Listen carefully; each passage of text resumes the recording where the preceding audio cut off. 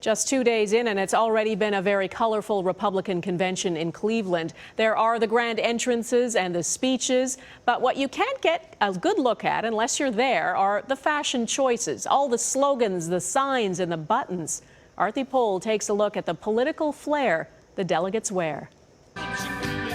When your vote just doesn't feel like enough, how else do you show support?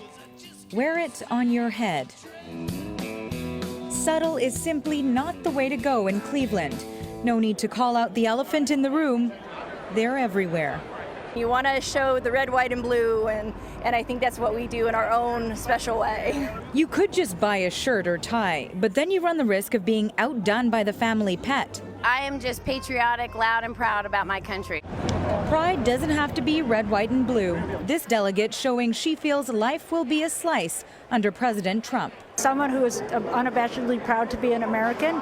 He wants Americans to not feel ashamed of American exceptionalism. Of course, there's a long history of wearing your political passions on your sleeves, literally, part of convention tradition in America. In 1952, Eisenhower supporters proudly posed. And when nominating Reagan, delegates decked out. Convention fashion has no doubt escalated over time. We have become a spectacle society rather than a substantive society, at least politically. And that really does beg the question, how seriously do we take or even understand our own politics? For some, this year's fashion statement isn't one of support for a candidate.